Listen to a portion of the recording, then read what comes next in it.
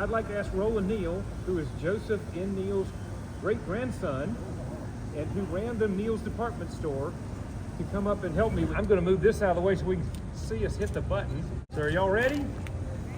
Ready. And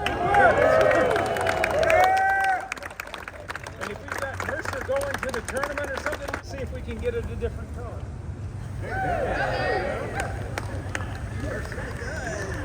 And then, since it's Christmas and we've got 1 million Christmas lights just down the street, we thought we'd leave it Christmassy for the rest of the season.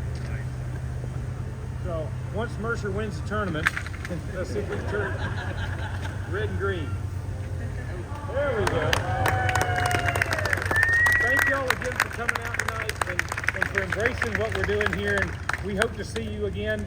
If you want to hang around for a minute, there's a little hot chocolate and some cookies over here. And if you're interested in an apartment, I know Nicole would love to put your name on a list for an apartment. So thank y'all again for being here. Thank y'all again for coming out.